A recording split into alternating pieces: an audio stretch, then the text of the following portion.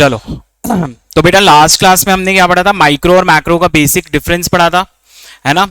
तो जनरली आज हम उसी के आगे चालू करेंगे कि why do we study macroeconomics. ठीक है, देखो ये वाली जो चीजें दी हुई है ये तुम्हारे ना ही बेटा संदीप गर्ग में दी हुई है, ओहरी में तुमको मिल जाएगी ये सब चीजें, और दूसरा तुमको ये सब एनसीईआरटी में मिलेगा, है ना। तो बेटा ये सब चीजें एनसीईआरटी में दी है, मतलब हमको ये कंप्लीट करना है ना। एनसीईआरटी में जो भी टॉपिक्स दिए हुए हैं बेटा वो कोई भी टॉपिक हम छोड़ के नहीं जा सकते, ठीक है।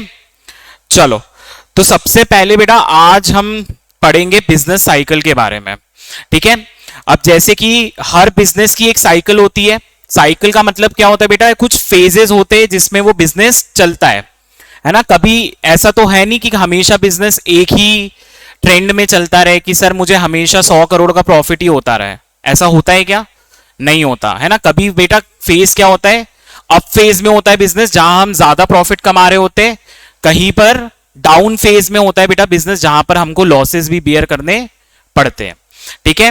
वैसे ही बेटा मैक्रो इकोनॉमिक्स या फिर कोई भी इकोनॉमी कभी भी एक पर्टिकुलर ट्रेंड फॉलो नहीं करती है ना। कुछ साल ऐसे होते हैं जब इकोनॉमी ग्रो कर रही होती है, जैसे अभी इंडियन इकोनॉमी ग्रोइंग फेज पर है ना। ईयर टू ईयर हमारा जीडीपी क्या हो रहा है बेटा, बढ़ता जा रहा है, राइट। लेकिन कुछ इकोनॉमीज ऐसी भी होती है क्योंकि अभी ग्लोबल फ्लक्चुएशंस इतने सारे हैं जिसके कारण कई इकोनॉमीज डाउनफॉल में भी जा रही है, ठीक है। तो जनरली बेटा सबसे पहले बिजनेस साइकिल हम समझेंगे कि बिजनेस साइकिल होती क्या है। चलो डायग्राम दिख रहा है बेटा सबको। तो देखो बिजनेस साइकिल बेटा सबसे पहले तो इकोनॉमिक्स में जब भी हम ग्राफ्स बनाएंगे, है ना, तो दोनों एक्सेस को डिफाइन करेंगे, है ना। हमारा एक्स एक्सेस पे हमने क्या लिया हुआ है, टाइम लिया हुआ है, मतलब यहां पे हम टाइम सीरीज डेटा को एनालाइज करने की कोशिश कर रहे हैं ना। Over the period of time हम एक कंट्री की इकोनॉमी या एक बिजनेस की साइकिल को स्टडी करने की कोशिश कर रहे हैं, ठीक है।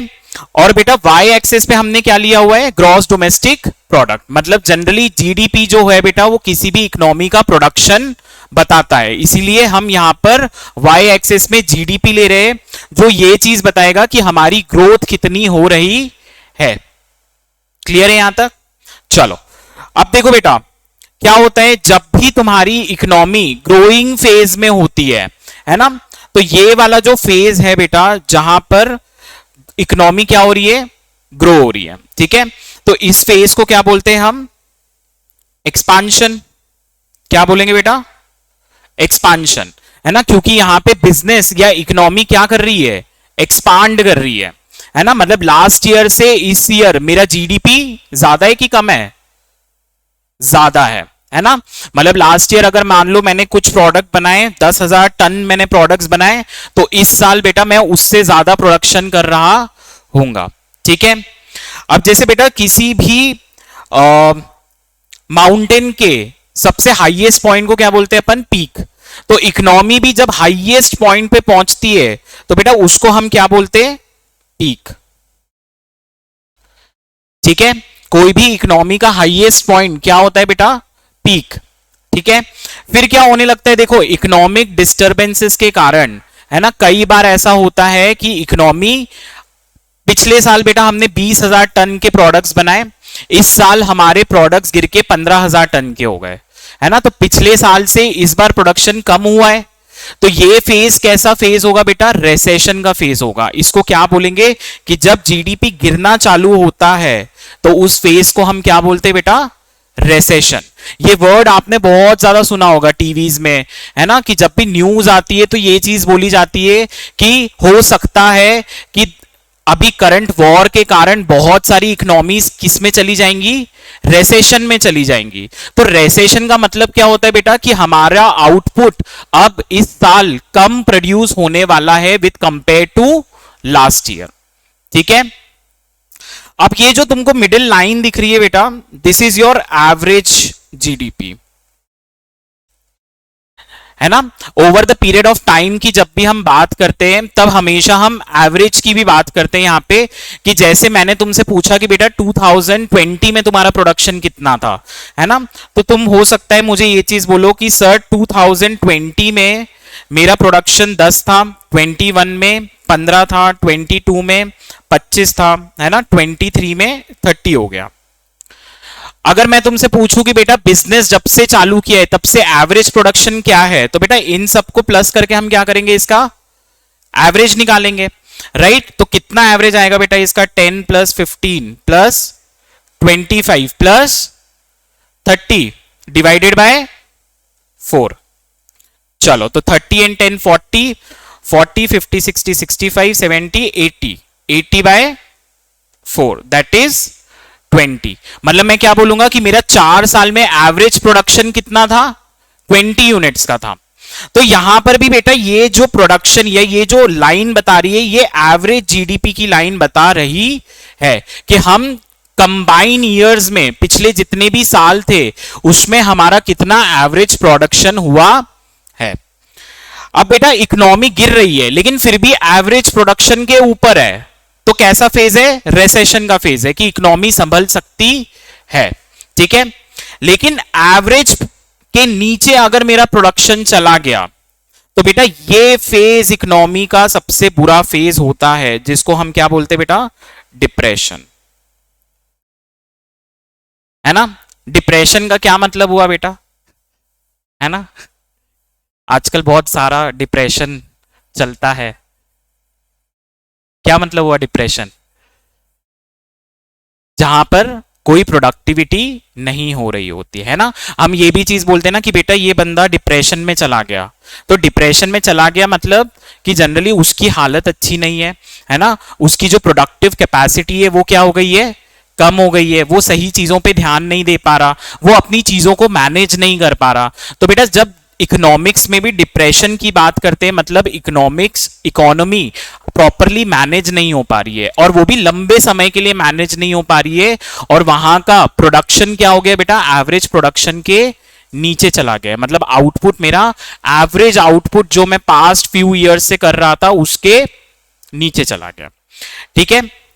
तो ये पूरा फेज क्या होगा बेटा, जितना भी एवरेज के नीचे का फेज है उसको हम क्या बोलेंगे, डिप्रेशन, ठीक है।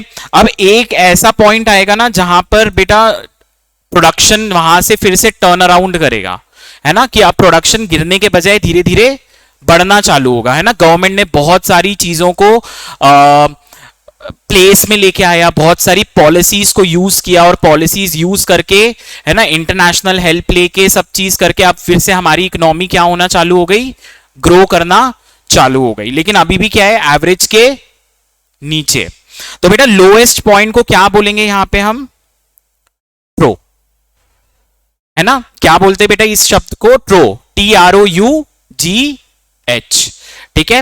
तो लोएस्ट पॉइंट क्या हो गया बेटा, trough, and highest point is my peak, ठीक है। अब ट्रो के ऊपर बेटा जब इकोनॉमी बढ़ना चालू होती है ना, अब इंसान डिप्रेशन में था, है ना, डॉक्टर आया, डॉक्टर ने दवाई दी, तो हम क्या बोलेंगे बेटा, उसको क्या हो रही है, उसकी रिकवरी हो रही है ना। तो जब तक एवरेज तक इकोनॉमी पहुंच रही है तो ये कौन सा फेज है बेटा, इकोनॉमी का रिकवरी फेज, है ना, कि हम डिप्रेशन से अब धीरे धीरे क्या हो रहे हैं बेटा, बाहर निकल रहे हैं। और जैसे ही वापस इकोनॉमी एवरेज जीडीपी के ऊपर चली जाएगी बेटा, फिर से कौन सा फेज चालू हो जाएगा, एक्सपांशन फेज, ठीक है। तो जनरली हमारी इकोनॉमी बेटा हमेशा ऐसे ही फेजेस में घूमती रहती है, ठीक है। तो जब इकोनॉमी ग्रो कर रही है एट अबव द एवरेज तो उसको क्या बोलेंगे बेटा, expansion, highest point is my peak. जब इकोनॉमी पीक से गिरना चालू होती है तो दैट पॉइंट इज रिसेशन, ठीक है। एवरेज के नीचे गिरना चालू हो रही है तो क्या पॉइंट होगा बेटा, वो डिप्रेशन।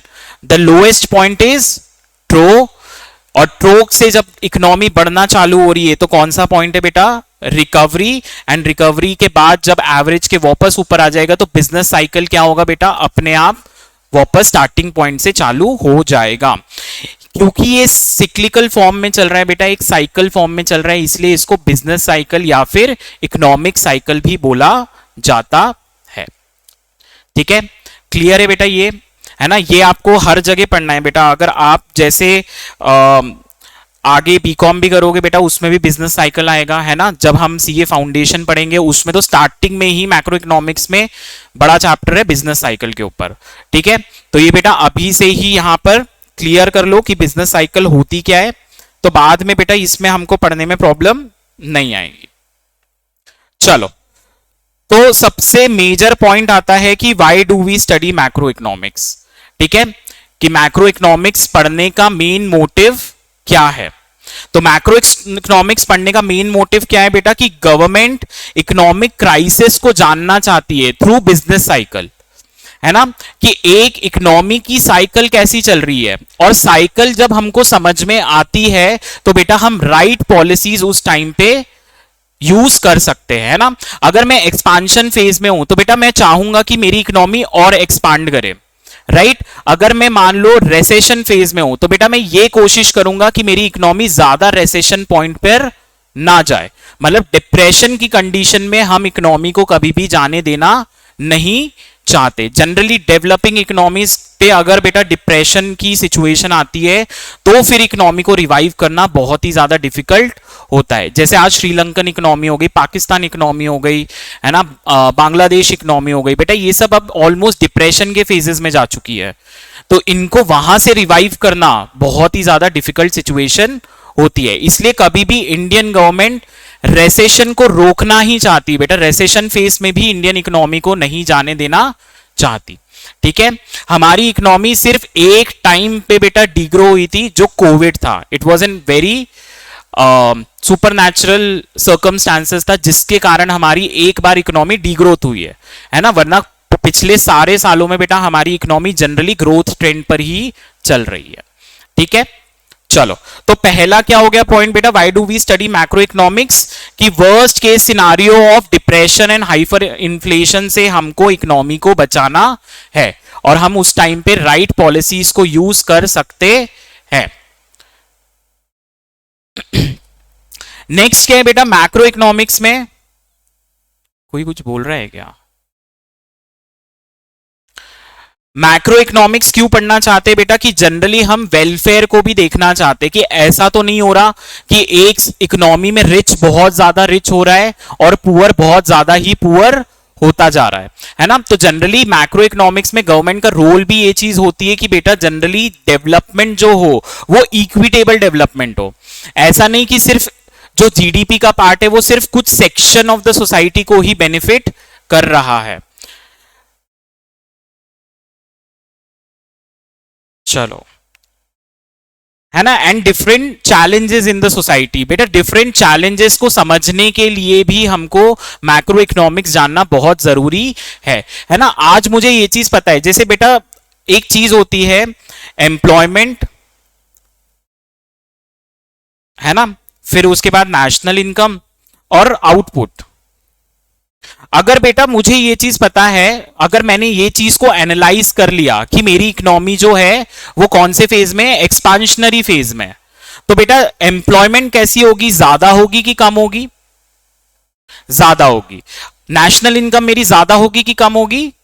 ज्यादा होगी। आउटपुट मेरा ज्यादा होगा कि कम होगा बेटा? ज्यादा होगा। तो गवर्नमेंट जैसे ही बिजनेस साइकिल समझ लेती है वैसे ही बेटा इन सारे पैरामीटर्स पे वो अपने आप वर्क करना चालू करती है। तो बेटा इससे फिर वेलफेयर के ऊपर भी काम किया जा सकता है। तो बहुत सारे चैलेंजेस होते हैं कि डिस्ट्रीब्यूशन इक्वल नहीं है इनकम का, है ना, या फिर कुछ लोग बहुत सारा इनकम कमाते हैं और बिल्कुल कुछ लोग जो है बिल्कुल ही गरीबी रेखा के भी नीचे आते हैं, ठीक है। फिर बोल सकते हो बेटा एम्प्लॉयमेंट अनएम्प्लॉयमेंट बहुत ज्यादा है इकोनॉमी में, ठीक है। उसके बाद आउटपुट तो है लेकिन सिर्फ बेसिक आउटपुट है, कोई मॉडर्न इंफ्रास्ट्रक्चरल आउटपुट नहीं है।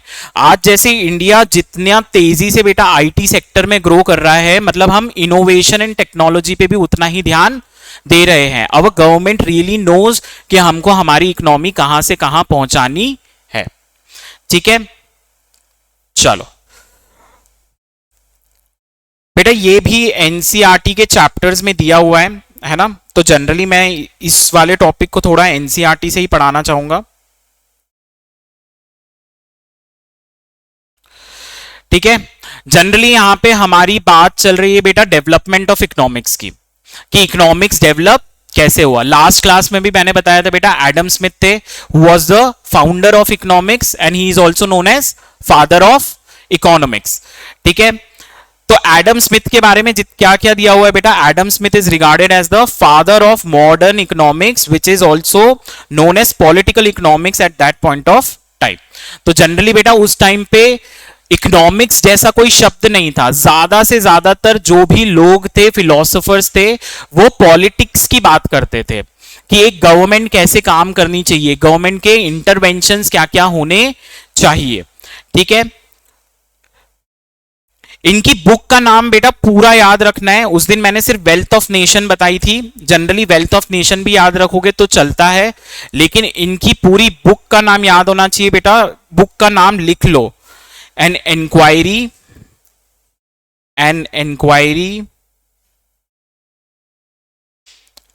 इनटू द नेचर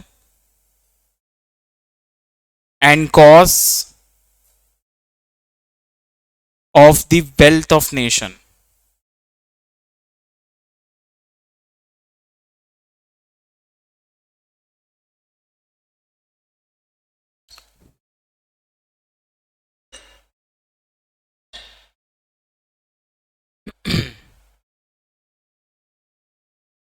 बुक का नाम क्या है बेटा, an inquiry into the nature and cause of the wealth of nation. 1 marker question बेटा यहां से बनता है ना, an inquiry into nature and cause of wealth of nation. और ये बुक आई कब थी बेटा, 1776 में। ठीक है,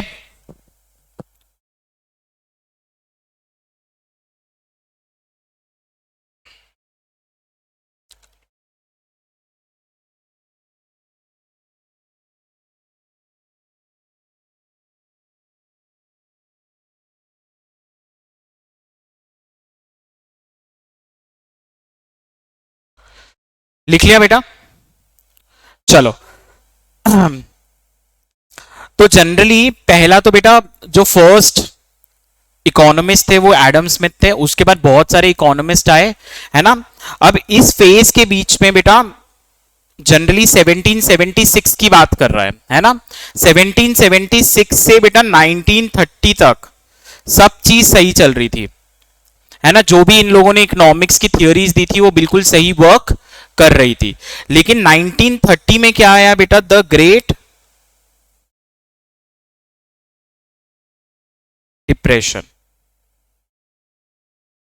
है ना। 1930 में क्या आया बेटा, द ग्रेट डिप्रेशन, जो यूएस इकोनॉमी को मेजरली अफेक्ट किया था। एंड यूएस इकोनॉमी बेटा इससे अफेक्ट हुई तो ओवरऑल वर्ल्ड इकोनॉमीज भी इससे काफी ज्यादा अफेक्टेड थी। इस पे भी बेटा कई बार 4 मार्कर क्वेश्चन आता है, describe the great depression of 1930, है ना। तो 3 मार्क, 4 मार्क या 1 मार्क, तीनों में से किसी भी मार्क्स में बेटा ये क्वेश्चन पूछा जाता है।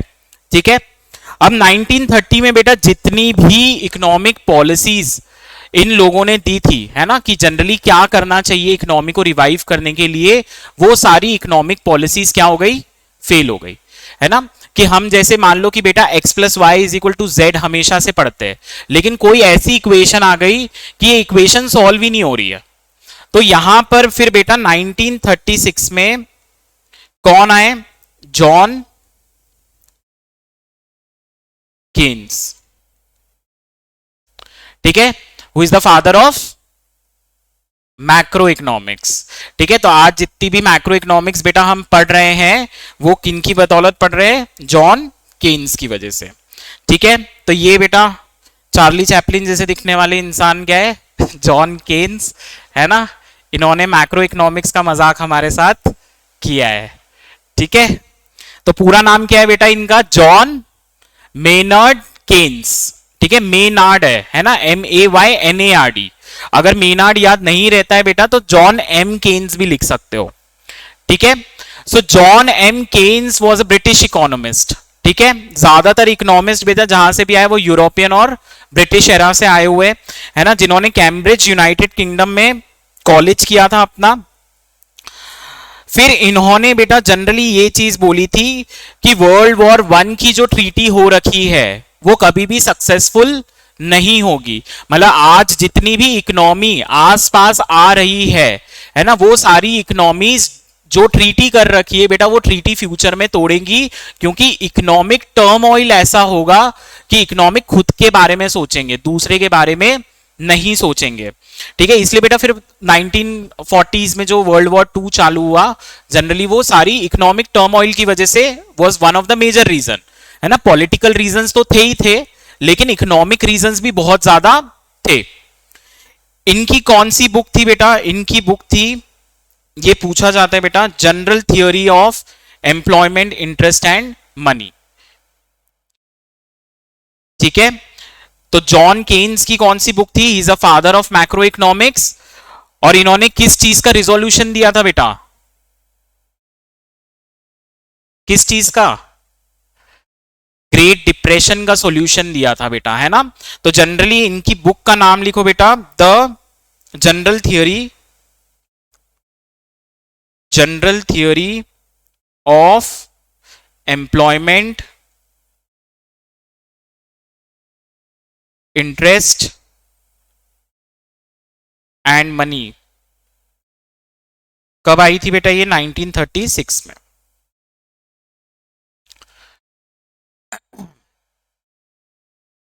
ठीक है, इसको याद कैसे रखोगे बेटा? द थ्योरी ऑफ ईएमआई, है ना, ईएमआई से याद रखना है इसको, है ना। ईएमआई जो हम किस्तें भरते, तो theory of employment, money and interest.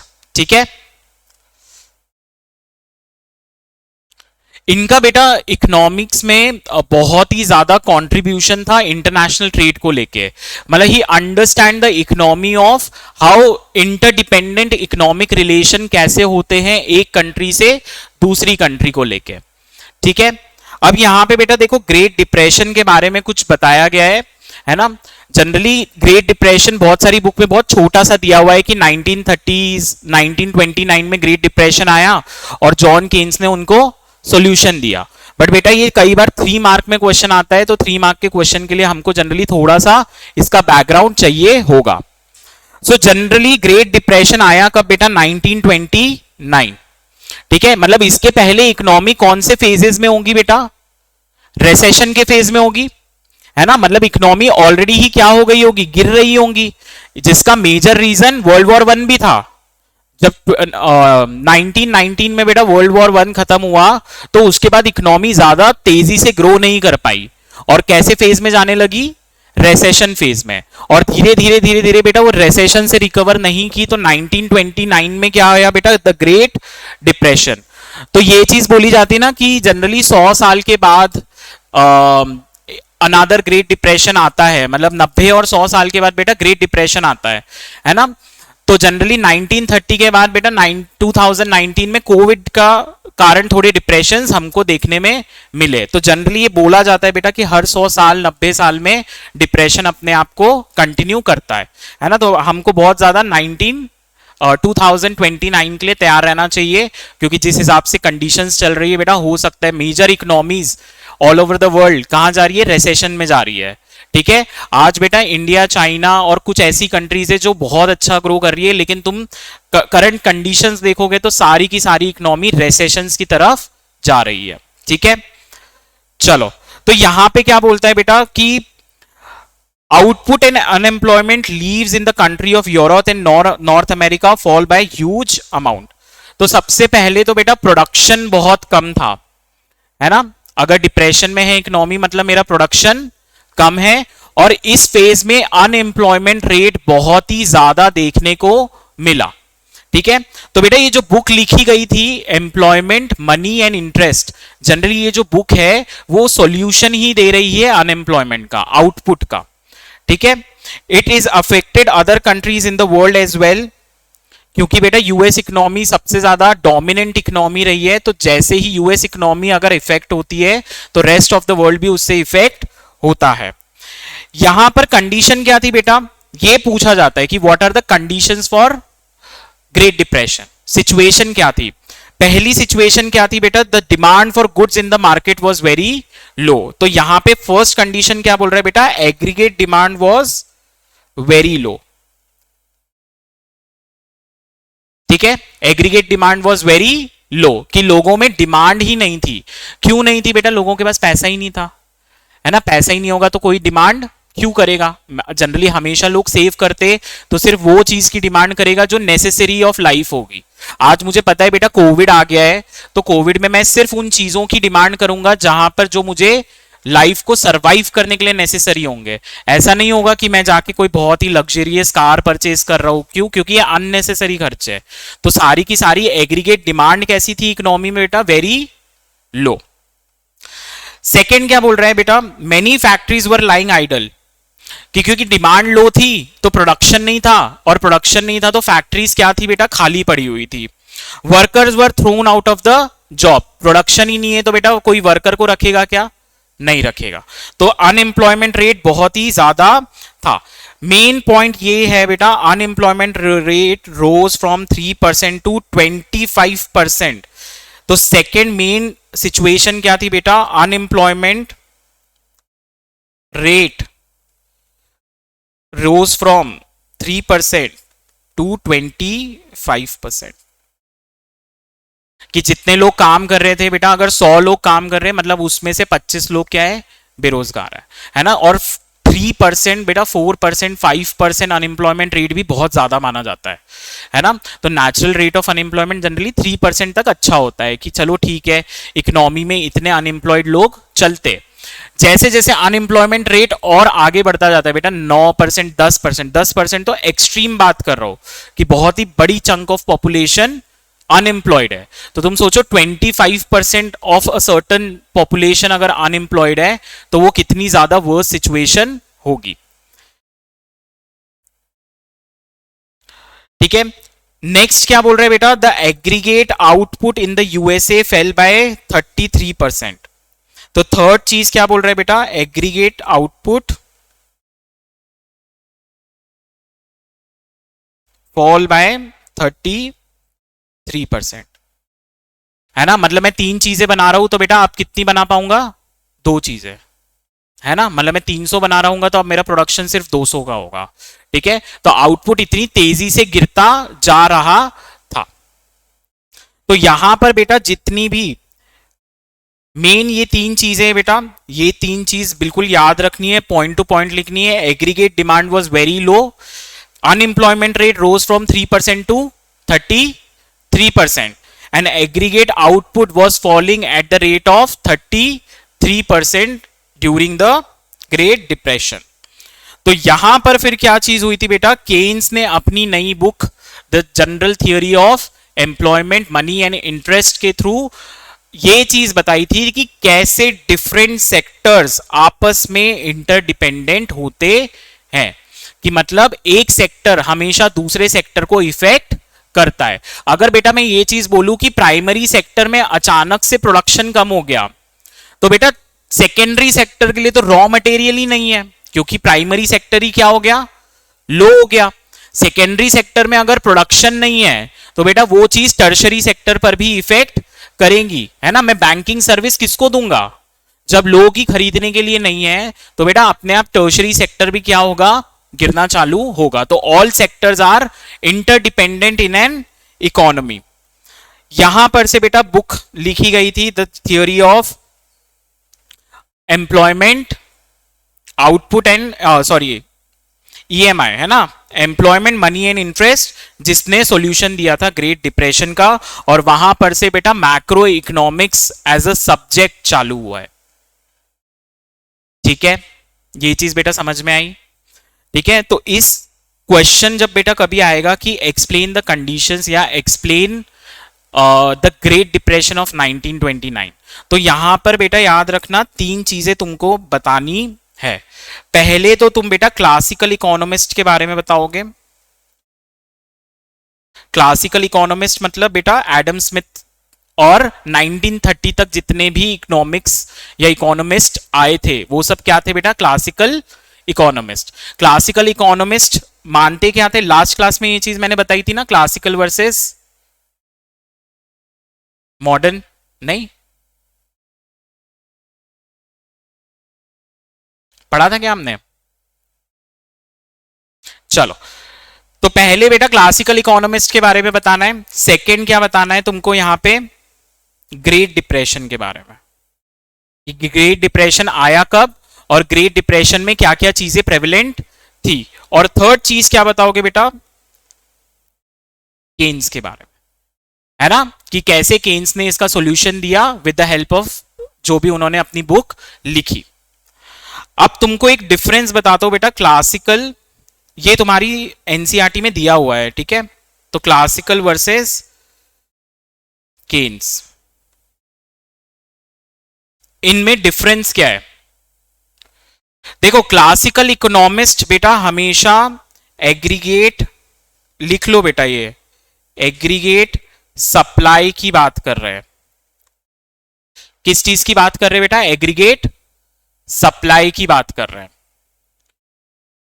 Keynesian economist जो है बेटा हमेशा एग्रीगेट डिमांड की बात कर रहे हैं, है ना। मतलब अगर मैं बेटा ये चीज बोलूं कि अगर कोई पॉलिसी बनानी है तो क्लासिकल इकोनॉमिस्ट हमेशा ये चीज बोलेगा, क्या बढ़ाना है बेटा? सप्लाई बढ़ानी है। और अगर कोई केन्जियन इकोनॉमिस्ट होगा तो वो हमेशा किस चीज को बूस्ट करने की कोशिश करेगा बेटा? एग्रीगेट डिमांड को, ठीक है। नेक्स्ट पॉइंट क्या होगा बेटा? क्लासिकल बोलते थे कि government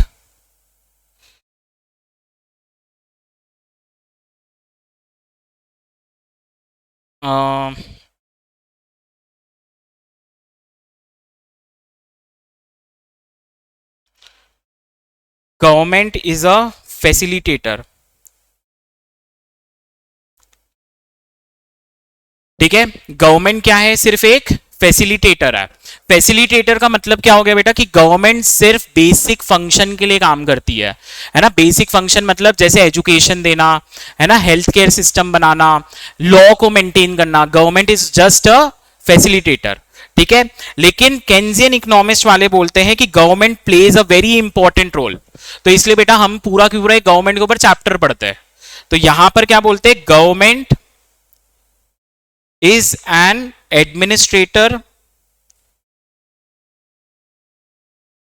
as well as facilitator,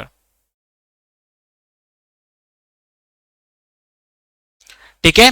मतलब यहां पर गवर्नमेंट एडमिनिस्टर भी करती है, किसको? मार्केट को। किसको करेगी बेटा? मार्केट्स को। इसलिए तुमने देखा होगा आज स्टॉक मार्केट पे कुछ भी चीज होती है तो सबसे पहले तुम एक ऐड देखते हो सेबी का, है ना, investment is a subject matter of risk, please read the offer document very carefully before investing, है ना। तो यहां पे गवर्नमेंट क्या कर रही है? एडमिनिस्टर कर रही है किस चीज को? स्टॉक मार्केट को, कि लोगों का नुकसान ना हो, ठीक है। सेम चीज रिजर्व बैंक ऑफ इंडिया भी करती है बेटा। अगर कोई डिपॉजिट करते हो, कोई ट्रांजैक्शन करते हो, तो रिजर्व बैंक भी क्या बोलती है कि बिना ओटीपी दिए ट्रांजैक्शन ना करे, अपना ओटीपी किसी भी अनजान व्यक्ति को ना दे। तो ये सब चीजें क्या कर रही है बेटा? गवर्नमेंट एडमिनिस्टर कर रही है कि मार्केट फेल ना हो जाए। Generally classical economist believes in free markets. Free market का मतलब है बेटा परफेक्ट कंपटीशन की यहां पे बात कर रहा है, कि यहां पर गवर्नमेंट जो है वो फ्री, सॉरी, क्लासिकल इकोनॉमिस्ट जो है वो फ्री मार्केट में ही बिलीव करते थे। वो ये चीज बोलते थे कि बेटा जनरली जो भी चीज है मार्केट में वो ऑटो करेक्ट हो जाती है डिमांड और सप्लाई से, है ना। लास्ट ईयर बेटा परफेक्ट कंपटीशन हमने पढ़ा था, है ना, कि परफेक्ट कंपटीशन की कुछ कंडीशंस होती है, large number of sellers, buyers, है ना, खुद की डिमांड सप्लाई अपने आप मार्केट करता है। केन्जियन इकोनॉमिस्ट क्या बोलते हैं बेटा? यहां पर ये चीज बोलते हैं कि गवर्नमेंट इंटरवेंशन इज नेसेसरी।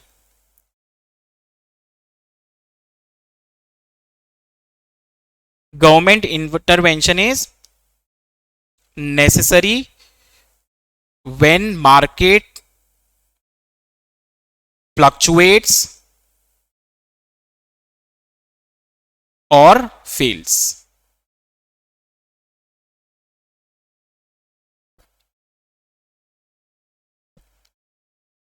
ठीक है, government intervention is necessary when market fluctuates और फेल, कि जब भी कोई मार्केट कंडीशन। अब बेटा तुमने ये चीज भी नोटिस की होगी कि जब स्टॉक मार्केट अचानक से गिरना चालू होता है तो तुमने कई बार सुना होगा कि आज सरकार ने स्टॉक मार्केट बंद कर दिया, है ना।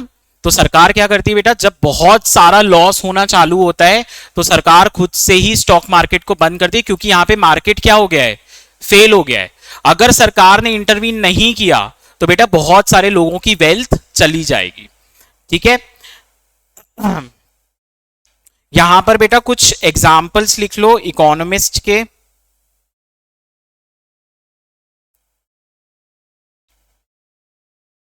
है ना, एक तो पिगू लिख लो और एक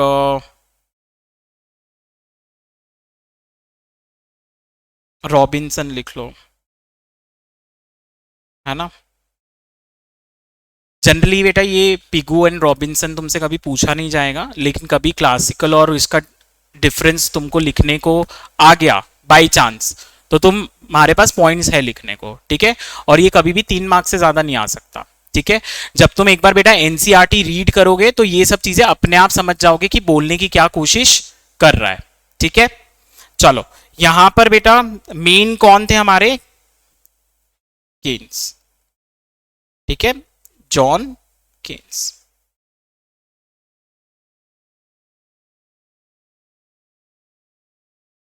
है ना, JHON ही आएगा ना, जॉन केन्स। ठीक है, यहां पर एक सेज करके भी है, ये बहुत इजी है याद करना, है ना, सेज। ठीक है, JB सेज। ये कुछ इकोनॉमिस्ट है बेटा जिन्होंने क्लासिकल इकोनॉमी और केन्जियन इकोनॉमी पे ध्यान दिया। अब देखो जो हम मैक्रो इकोनॉमिक्स पढ़ रहे हैं वो कौन सी मैक्रो इकोनॉमिक्स पढ़ रहे हैं, क्लासिकल की केन्स, केन्स, क्योंकि हमको गवर्नमेंट की चीजें भी पढ़नी है। तो जनरली बेटा जो भी हमारी 12th का स्ट्रक्चर है वो किस इकोनॉमिक्स पे बेस्ड है, केन्जियन इकोनॉमिक्स पे बेस्ड है। मतलब हम क्या चीज बूस्ट करने की कोशिश करेंगे इकोनॉमी में, डिमांड, है ना। तो तुम जितने भी चैप्टर्स पढ़ोगे हमारा सारा सब्जेक्ट मैटर घूम फिर के कहां पे आएगा बेटा, बूस्ट एग्रीगेट डिमांड। ठीक है, तो ये अभी से याद रखना है बेटा, एग्रीगेट सप्लाई की हम यहां पे बात करेंगे ही नहीं, हम पूरी की पूरी मैक्रो इकोनॉमिक्स में एग्रीगेट डिमांड की बात करेंगे। ठीक है, एक बार बेटा एनसीईआरटी का फर्स्ट चैप्टर प्लीज रीड कर लेना, क्योंकि एनसीईआरटी का फर्स्ट चैप्टर कई बार बेटा 1 मार्कर क्वेश्चंस में बहुत सारे क्वेश्चंस दे देते, है ना। और एनसीईआरटी में बेटा कुछ भी छोड़ के हमको नहीं जाना है। आज का लास्ट टॉपिक बेटा चालू करेंगे, ये हमने पढ़ लिया है ना कि केन्स, ग्रेट डिप्रेशन। चलो, importance of working macro economics. Generally macro economics क्यों इंपॉर्टेंट है ना, सिर्फ इसके पॉइंट्स नोट्स कर लो बेटा, ज्यादा इसको उसमें पढ़ने की जरूरत नहीं है ना, सिर्फ तुमको मेन मेन पॉइंट्स पता होने चाहिए। First is to understand the working of economy, कि एक इकोनॉमी कैसे वर्क कर रही है ना, तो हमको मैक्रो इकोनॉमिक्स पढ़ना जरूरी है। सेकेंड क्या है बेटा, to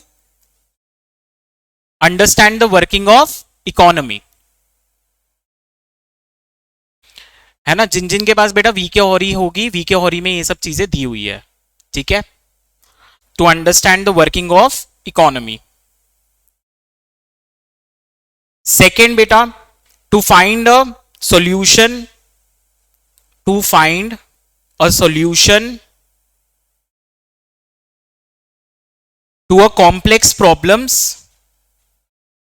to find a solution to a complex economic problems through economic policies, through economic policies। ठीक है, तो बेटा सबसे पहले तो इकोनॉमिक प्रॉब्लम जानना जरूरी है, इकोनॉमिक प्रॉब्लम पता होगी तो बेटा फिर मैं उस पर पॉलिसी बना पाऊंगा।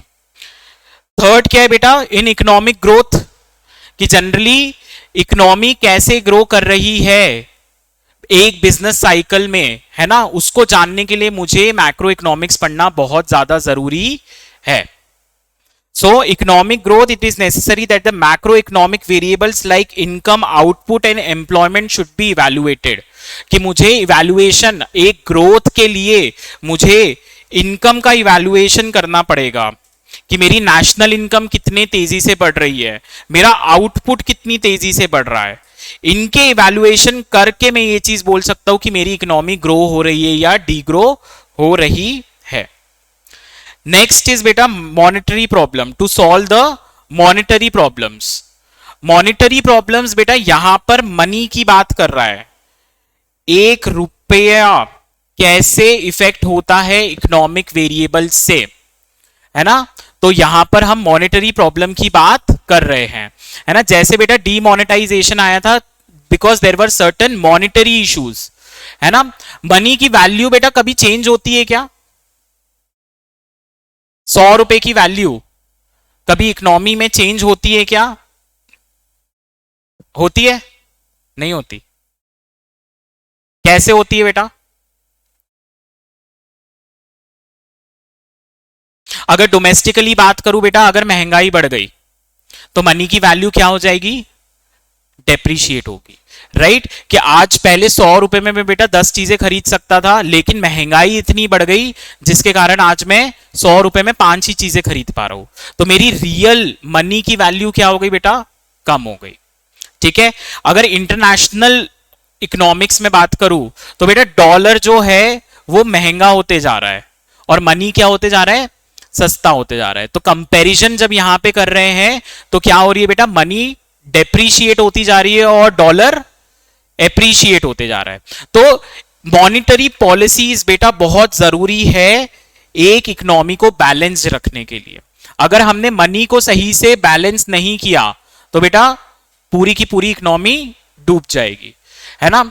अगर तुम एक इंटरेस्टिंग फैक्ट देखोगे बेटा तो जाना और जरा इंडोनेशियन करेंसी देख के आना कि एक इंडोनेशियन, उल्टा बोलना चाहिए, एक rupee is equal to how much Indonesian rupee, है ना. या एक बार चेक करो बेटा कि कितना इंडोनेशियन रुपी चल रहा है.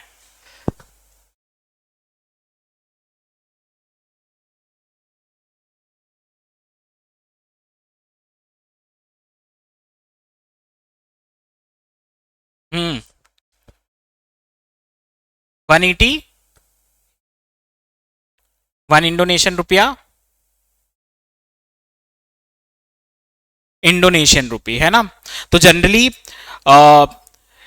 तुम देखोगे कि डिफरेंस कितना है. जैसे जैसे बेटा तुम बैकवर्ड कंट्रीज में जाते जाओगे वैसे वैसे क्या होगा? रुपी की वैल्यू बढ़ती जाएगी और कुछ जैसे जैसे डेवलप नेशन में जाते जाओगे तो रुपी की वैल्यू घटती जाएगी. ठीक है. चलो, है ना. जरा साउथ ईस्ट एशियन में बेटा देख के आना कि सबसे ज्यादा वीक करेंसी किसकी है. ठीक है. तो तुमको समझ में आएगा कि बेटा कुछ करेंसीज ऐसी है जो आज ईरान की करेंसी देखोगे बेटा, ईरान की करेंसी तो बिल्कुल जीरो हो गई है क्योंकि वहां पे वॉर चालू हो गया है. ठीक है. अब वेनेजुएलन करेंसी देख के आना. अगर तुम वेनेजुएलन करेंसी देखोगे तो वहां पे तो बेटा तुम करोड़पति इंसान हो. ठीक है. वेनेजुएला जाओगे तो ये क्या होता है बेटा? मनी इफेक्टेड है ना. आज यहां पर मनी को हमको सही तरीके से संभालना है. एंड लास्ट क्या है बेटा? To understand the business cycle. ठीक है. अगर मैं मैक्रो इकोनॉमिक्स पढ़ता हूं तो मैक्रो इकोनॉमिक्स पढ़ के मुझे क्या चीज समझ में आएगी? एक बिजनेस साइकिल समझ में आएगी. और अगर मुझे बिजनेस साइकिल समझ में आ रही है तो मैं कभी भी बेटा इकोनॉमी को डिप्रेशन फेज में नहीं जाने दूंगा. ठीक है. चलो, लास्ट चीज है बेटा आज की, है ना. बहुत जल्दी इसको फिनिश करूंगा. जनरली मैक्रो इकोनॉमिक्स में किस किस टाइप की पॉलिसीज होती है? ठीक है. तो हमारे कोई भी मैक्रो इकोनॉमिक्स में जनरली बेटा ये 3 टाइप की मैक्रो इकोनॉमिक पॉलिसीज को यूज किया जाता है. पहली मैक्रो इकोनॉमिक्स पॉलिसी क्या है बेटा? Fiscal policy. ठीक है. कौन सी है? Fiscal policy. तो जनरली फिस्कल पॉलिसी किसकी पॉलिसी है बेटा? गवर्नमेंट की पॉलिसी है ना.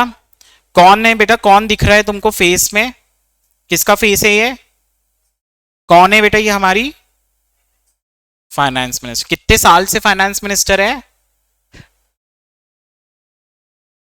ना? चेक करके आना बेटा, कितने साल से फाइनेंस मिनिस्टर है और इन्होंने कितने बजट रिप्रेजेंट किए हैं। ठीक है, तो गवर्नमेंट की जब हम बात करते बेटा, तो बजट जो हमको चैप्टर पढ़ना है, वो चैप्टर बेटा पूरा की पूरा फिस्कल पॉलिसी के बारे में पढ़ना है। ठीक है, पूरे की पूरी हमको यहां पे क्या पढ़नी है बेटा? Fiscal policies. फिस्कल मतलब गवर्नमेंट की बात कर रहा है। ठीक है, और बेटा जनरली मनी के सारे डिसीजंस कौन लेता है? Reserve bank of India. तो आरबीआई के बारे में हमको थर्ड चैप्टर में पढ़ना है बेटा, मनी एंड बैंकिंग में, जिसमें हम सारी की सारी मनी रिलेटेड चीजें पढ़ेंगे। तो बेटा आरबीआई की पॉलिसीज को हम क्या बोलते हैं? Monetary policy. ठीक है, तो आज जब भी बेटा न्यूज में ये चीज आएगी कि government has issued a monetary policy, तो बेटा किसने इशू की वो पॉलिसी? आरबीआई ने। And the government has issued some fiscal policy या government has declared the budget, तो कौन डिक्लेयर कर रहा है बेटा? ये यूनियन गवर्नमेंट है ना। कौन कर रहा है बेटा? ये यूनियन गवर्नमेंट है ना। फाइनेंस मिनिस्टर तो बेटा एक कैबिनेट का पार्ट है ना। जब हम पूरी सरकार की बात कर रहे हैं, हम यूनियन गवर्नमेंट की बात कर रहे हैं। ठीक है, तुम बेटा जब ये वाले वर्ड्स यूज करोगे ना इकोनॉमिक्स के पेपर में, सच एज यूनियन गवर्नमेंट है ना, कैबिनेट मिनिस्टर्स, तो these are very impactful word जब आप इकोनॉमिक्स का पेपर लिखते हो, है ना। दूसरे बच्चे तो बेटा लिख ही सकते फिस्कल पॉलिसी, है ना, इशूड बाय द गवर्नमेंट, लेकिन तुमने उसके आगे एक यूनियन लगा दिया, मतलब उसको ये चीज समझ में आई कि तुम इंडिया के डेमोक्रेटिक स्ट्रक्चर को भी बहुत अच्छे से जानते हो। ठीक है, चलो थर्ड इज, अब देखो जो फर्स्ट और सेकंड पॉलिसी है बेटा, ये क्या बूस्ट करने की कोशिश करती है? Aggregate demand. इसलिए हमको कोर्स में क्या है बेटा? मॉनेटरी एंड फिस्कल पॉलिसी, क्योंकि ये केन्जियन इकोनॉमिक्स की बात करती है। थर्ड इज ग्रोथ और supply side politics policies. Generally ये बेटा एग्रीगेट सप्लाई को बूस्ट करने की बात करती है ना। और ये पॉलिसीज कोई भी ले सकता है बेटा। ये हो सकता है बेटा रिजर्व बैंक की तरफ से मनी को लेके भी कोई पॉलिसीज इशू हो रही हो, और सेंट्रल गवर्नमेंट भी कोई यहां पर पॉलिसी इशू कर रही हो। ठीक है, इसका एग्जाम्पल कैसे होगा? जैसे कि आज इंडियन इकोनॉमी में ये चीज बोली जाती है कि बहुत सारे समिट्स होते हैं, इन्वेस्टमेंट समिट होते हैं, है ना, कि मध्य प्रदेश इन्वेस्टमेंट समिट, आओ मध्य प्रदेश में आके क्या चीज करो बेटा? इन्वेस्ट करो। तो यहां पे क्या बूस्ट करने की कोशिश कर रहे हैं? इंफ्रास्ट्रक्चर बूस्ट करने की कोशिश कर रहे हैं। स्पेशल इकोनॉमिक जोन्स बनाए जा रहे हैं कि वहां पर टैक्स बेनिफिट्स मिलेगा। ठीक है, अब जैसे गडकरी जी जो है रोड पे रोड बनाए जा रहे हैं, रोड पे रोड बनाए जा रहे हैं, क्यों बना रहे हैं बेटा? क्योंकि जितना अच्छा इंफ्रास्ट्रक्चर होगा उतना ही हमारी सप्लाई साइड बढ़ेगी, और इसी को बेटा हम क्या बोलते हैं? सप्लाई साइड या ग्रोथ साइड पॉलिसीज। तो कौन कौन सी पॉलिसी हो गई?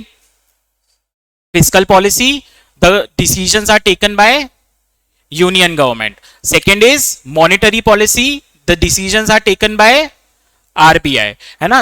यहां पर बेटा हमेशा वर्ड यूज करना, decisions are taken by central bank, क्योंकि इंडिया का सेंट्रल बैंक का नाम क्या है? आरबीआई।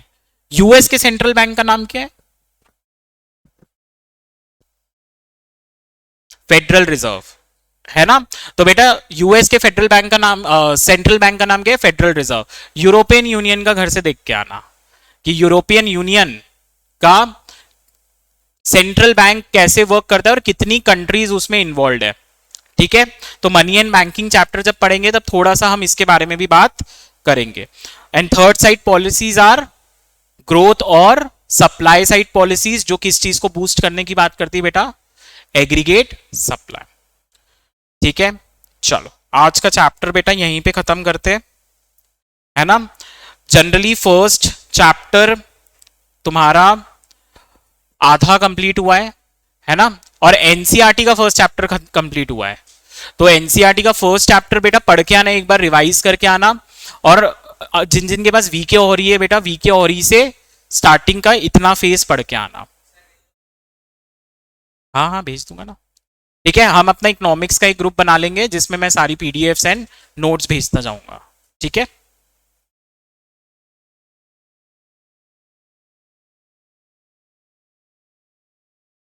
चलो ऑनलाइन में किसी को कोई डाउट है क्या बेटा?